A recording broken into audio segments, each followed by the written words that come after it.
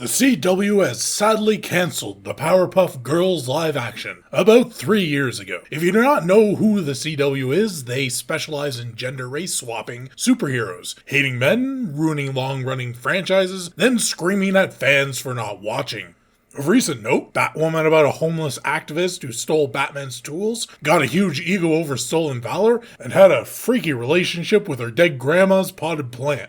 Powerpuff Girls is a sort of over-the-top cartoon even a good attempt is bound to flop at. Some anime and cartoons simply do not work in live action. However, the same could be said of One Piece, yet it managed to be one of the best anime adaptations to date, following the most unlikely of maps to buried treasure. But if you're looking to strike gold, you wouldn't be relying on the people best known for turning diamonds into coal. And as crazy as the CW is, even they came to that conclusion, because they pulled the plug faster than grandkids, finding out they're in the will.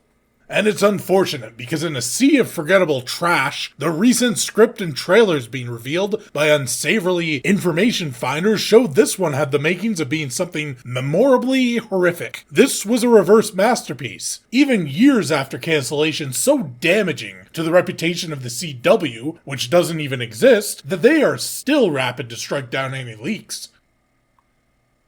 The live-action Powerpuff Girls leak encapsulates everything horrifically wrong with modern audience storytelling. So what are the key factors of a modern story trashterpiece?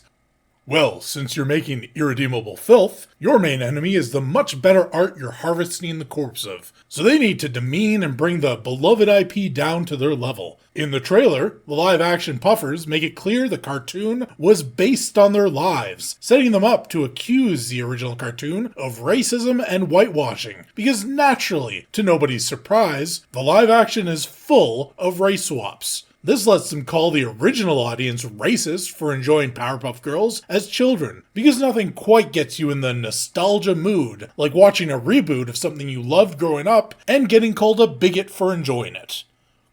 Second, whatever the villain of the IP used to be, it is now the only villain allowed. Patriarchy, white people, capitalism. Say farewell to evil monkey Mojo and hello to the true Mojo Jojo, a rich white guy because lazy. Because you can't have a monster green ape, just like the first Mario movie which turned Bowser into a human, because clearly a Mario movie where Bowser is a giant evil turd would just be silly.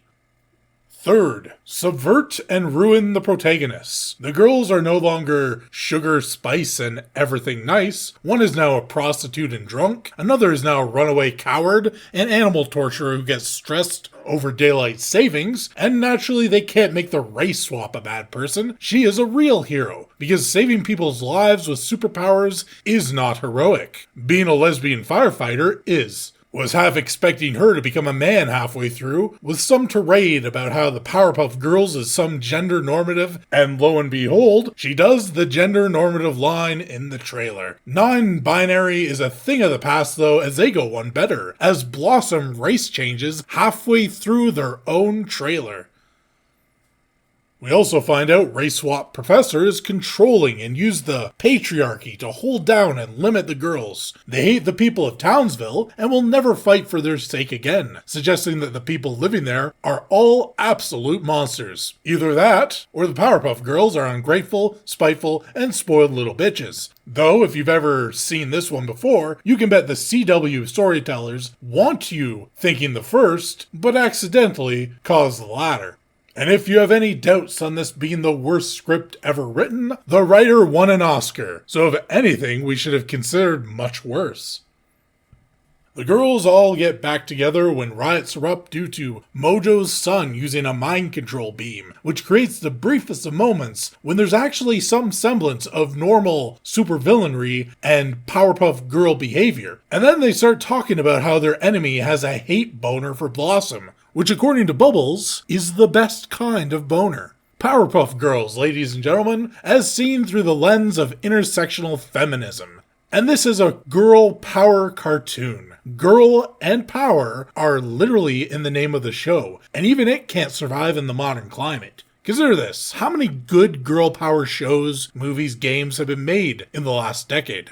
How many inspiring female characters have come out of a Western industry in the grip of overwhelming activism. How many will stand the test of time? Before 2010, you could write a book of them. After, you could write a one-page manifesto. Get those strong female characters a modern reboot, and writers would consider them problematic and in need of being fixed in order to be sufficiently sensitive for the world being a different place in need of social impacting. Daughters of Resident Evil reboot, Charlie's Angel reboot, disasters. They can't make anything new. They can't even do a reboot using the creations of far better artists anymore. Reality is, more guys liked girl power stories, and more girls liked male power fantasies than anyone likes the current must appeal to everyone churn of assembly line by the numbers entertainment.